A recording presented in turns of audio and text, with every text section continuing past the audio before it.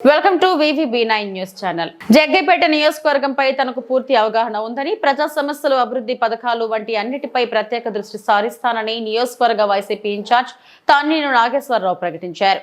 ఈ రోజు జరిగిన పాత్రికేయుల సమావేశంలో ఆయన మాట్లాడుతూ, గత వైసీపీ ప్రభుత్వంలో అనేక కోట్ల రూపాయలు విలువ చేసే అభివృద్ధి పనులు జరిగాయని, కొన్ని పనులు మధ్యలోనే నిలిచిపోయాయన్నారు. వాటినన్నింటినీ ప్రస్తుత శాసనసభ్యులు శ్రీరామ్ రాజగోపాల్ కొనసాగించాలని కోరారు. జగ్గపేట హైవే బస్టాండ్ నిర్మాణం జరిగి బస్సులు ఆగే పరిస్థితి లేకుండా పోయిందని, వెంటనే హైవే బస్సులను నిలిపే విధంగా చర్యలు తీసుకోవాలని డిమాండ్ చేశారు. వరద ప్రాంతాలలో మంచినీటి పైపులు దెబ్బతిన్నాయని, వాటి స్థానంలో ప్రత్యేకంగా మంచినీటి ట్యాంకర్లు ఏర్పాటు కూడా ప్రభుత్వం అవకాశం ఇవ్వకపోవడం వలన ప్రజలు అనేక ఇబ్బందులకు గురవుతున్నారని ఆరోపించారు. తక్షణమే అవసరమైన గ్రామాలలో మంచినీటి ట్యాంకర్లను ఏర్పాటు చేయాలని, పెద్ద ప్రాతిపదికన మంచినీటి పైప్ లైన్లను రిపేర్ చేయించాలని కోరారు. ఇలాంటి సమస్యలన్నింటినీ 2 వారాలలో పరిష్కరించకపోతే వైసీపీ ఆధ్వర్యంలో పెద్ద ఎత్తున ఆందోళన నిర్వహిస్తామని హెచ్చరించారు. అంతకుముందు జగ్గపేట మున్సిపల్ కౌన్సిలర్గా సుమారుగా 95 నుంచి కూడా కాంగ్రెస్ పార్టీలో ఉంటూ 2011లో వైఎస్ఆర్ కాంగ్రెస్ పార్టీ ఆవిర్భావానంతరం వైఎస్ఆర్ కాంగ్రెస్ పార్టీలో చేరడం జరిగింది. కాంగ్రెస్ పార్టీలో కానీ వైఎస్ఆర్ కాంగ్రెస్ పార్టీలో కానీ వివిధ హోదాల్లో పార్టీల్లో పనిచేయటమే కాకుండా ప్రజాప్రతినిధిగా పనిచేసిన అనుభవం కూడా నాకుంది. 3 రోజుల క్రితం నియమించిన నియామకాల్లో జగ్గపేట నియోజకవర్గానికి సంబంధించి సమన్వయకర్తగా నన్ను నాపై నమ్మకం ఉంచి నియమించినందుకు రాష్ట్ర పార్టీ అధ్యక్షులు వైఎస్ జగన్మోహన్ రెడ్డి గారికి నేను హృదయపూర్వకంగా ధన్యవాదాలు తెలియజేస్తా ఉన్నాను. జగ్గపేట నియోజకవర్గంలో అప్రస్తుతంగా ఇంకా ఏవైతే సమస్యలు ఉన్నాయో వాటన్నిటి పరిష్కారం కోసం, అలానే మొన్న 5 సంవత్సరాల పాటు వైఎస్ఆర్ కాంగ్రెస్ పార్టీ అధికారంలో ఉన్నప్పుడు ఈ నియోజకవర్గంలో అనేక రకాల అభివృద్ధి కార్యక్రమాలు చేపట్టడం జరిగింది. కొన్ని పూర్తయినాయి, కొన్ని మధ్యలో ఉన్నాయి, మరికొన్ని ప్రారంభ దశలో ఉన్నాయి. వాటన్నిటి మీద తగిన శ్రద్ధ పెట్టి ఇప్పుడున్న ప్రభుత్వానికి మేము వాటి ప్రాధాన్యత తెలియజేస్తూ అవన్నీ కూడా త్వరలో పూర్తయ్యే విధంగా మేము ప్రజాపక్షాన పోరాటం చేస్తామని చెప్పి తెలియజేసుకుంటూ, ముఖ్యంగా ఈ నియోజకవర్గానికి సంబంధించి వైఎస్ఆర్ కాంగ్రెస్ పార్టీ ప్రభుత్వంలో హైవే బస్టాండ్ సుమారుగా ₹1 కోటి పైగా నిధులతోని అప్పటి మాజీ ప్రభుత్వ మాజీ శాసనసభ్యులు సామినేని ఉదయభాను గారి నేతృత్వంలో హైవే బస్టాండ్ని పూర్తి చేయడం జరిగింది. ప్రారంభోత్సవం కూడా అయింది. కానీ ఇవాటి వరకు కూడా 100 రోజులు అవుతున్నప్పటికీ కూడా స్థానిక శాసనసభ్యులు, ప్రస్తుత శాసనసభ్యులు దాన్ని ఉపయోగంలో తీసుకురాలేకపోయారు అని అంటే అది ప్రభుత్వ ప్రజాధనం, ప్రభుత్వ ధనాన్ని వృధా చేయటమే అని చెప్పి వైఎస్ఆర్ కాంగ్రెస్ పార్టీ భావిస్తూ ఉంది. ప్రభుత్వాలు మారచ్చు, వ్యక్తులు మారచ్చు, కానీ ప్రజాధనం ఎక్కడా కూడా దుర్వినియోగం కాకూడదు అని చెప్పి వైఎస్ఆర్ కాంగ్రెస్ పార్టీ భావిస్తూ ఉంది.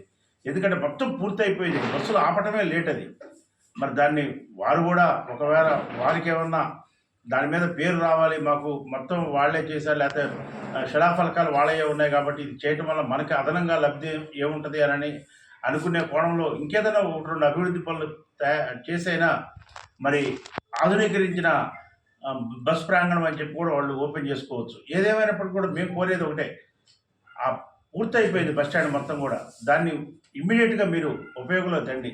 బస్సులు హైదరాబాద్ నుంచి విజయవాడ అన్ని బస్సులు కూడా ఆగేటట్టుగా చేస్తే జగ్గైపేట పట్టణం సత్వరం అభివృద్ధి చెందుతుందని చెప్పి, ప్రయాణికులకు బాగుంటుందని చెప్పి మేము తెలియజేసుకుంటూ, అలానే టీటీడీ కళ్యాణ మండపం కూడా చాలా వరకు అయిపోవచ్చింది. దాన్ని కూడా త్వరితగతిన పూర్తి చేసి దాన్ని ప్రజలకి సౌకర్యార్థం ఉంచాలని చెప్పి, అలానే టిడ్కో ఇళ్లకు సంబంధించి కూడా వైఎస్ఆర్ కాంగ్రెస్ పార్టీ హయాంలో ₹45 కోట్ల జగన్మోహన్ రెడ్డి గారు ప్రత్యేకమైన శ్రద్ధతోని కాంట్రాక్టర్కి ఇప్పించి తర్వాత ₹13 కోట్ల సబ్స్టేషన్కి నిధులు మంజూరు చేయించి దాన్ని కూడా ఆల్మోస్ట్ మొత్తం కూడా నిర్మాణం సత్వరం జరుగుతూ ఉంది. అక్కడ మౌలిక సదుపాయాలు మొత్తం కూడా రోడ్లు కానీ, డ్రైన్లు కానీ, సివరేజ్ ట్రీట్మెంట్ ప్లాంట్ కానీ ఇవన్నీ కూడా అక్కడ సత్వరం నిర్మాణాలు జరుగుతూ ఉన్నాయి. అవన్నీ కూడా వేగంగా పూర్తి చేసి ఆ టిడ్కో ఇళ్లను కూడా ఇమ్మీడియట్గా ఎవరికైతే బెనిఫిషియరీస్ ఉన్నారో, లబ్ధిదారులు, వాళ్ళందరికీ కూడా హ్యాండ్ ఓవర్ చేయాలని చెప్పి మేము వైఎస్ఆర్ కాంగ్రెస్ పార్టీగా డిమాండ్ చేస్తూ ఉన్నాం. వరదలు వచ్చినాయి సుమారుగా 4 రోజుల క్రితం జగ్గైపేట నియోజకవర్గ వ్యాప్తంగా 5,000 ఎకరాలు, సుమారుగా 4,900 మంది రైతులు నష్టపోయారు. ముఖ్యంగా ప్యాడీ కానీ, అలానే చిల్లీస్ కానీ, కాటన్ కానీ, అలానే మొక్కజొన్న కానీ, కంది కానీ, పెసర కానీ, మినుములు కానీ ఇవన్నీ కూడా పంటలు నష్టపోయారు రైతులు. మరి ఎన్యూమరేషన్ కూడా సరిగా జరగలేదు.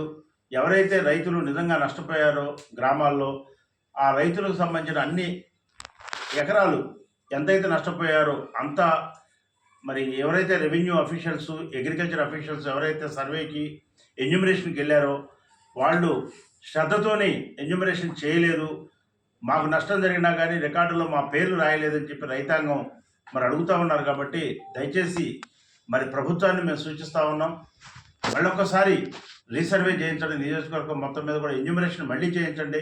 తప్పులు తడకగా చేస్తే మరి అర్హత ఉన్న రైతులు వారు కోల్పోయే ప్రమాదం ఉంది. కాబట్టి మరి నష్టపరిహారం రావాలి, కాబట్టి అందరికీ కూడా ఇన్పుట్ సబ్సిడీ రావాలి, కాబట్టి ఎన్యూమరేషన్ పర్ఫెక్ట్గా చేయమని చెప్పి కోరుకుంటా ఉన్నాం. అలానే రైతులకు సంబంధించి ఇన్పుట్ సబ్సిడీకి సంబంధించి కొంతమంది ఇప్పటికైతే కొద్దిమందికే ఒక 10% రైతులకు కూడా ఇప్పటివరకు డబ్బులు పడలేదు. ఎందుకంటే వెంటనే ఆ డబ్బులు ఇచ్చినట్టయితే వెంటనే మళ్ళీ వాళ్ళు తిరిగి ఏదైనా పంటలు వేసుకొని మరి 10 రూపాయలు సంపాదించుకోవడానికి బాగుంటుంది. అదేవిధంగా ఈ నియోజకవర్గంలో సుమారుగా ఒక 450-500 ఎకరాల వరకు మట్టి మొత్తం కూడా కొట్టుకుపోయింది పొలాల్లో. వరదలకి, బీభత్సమైన వరదలకి మున్నేరు కింద కానీ పాలేరు కింద కానీ మట్టి మొత్తం కూడా కొట్టుకుపోయింది. కొన్ని చోట్ల బాగా ఇసుక విపరీతంగా మేటేసింది. దానికి వచ్చి వాళ్ళు సుమారుగా మరి 40,000 అంటున్నారు హెక్టార్కి.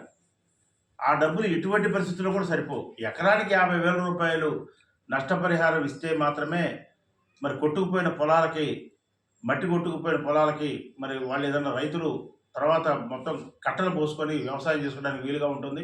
అలానే ఇసుక మేటేసిన దానికి కూడా ఇసుక మొత్తం కూడా బయటికి లిఫ్ట్ చేయాలి.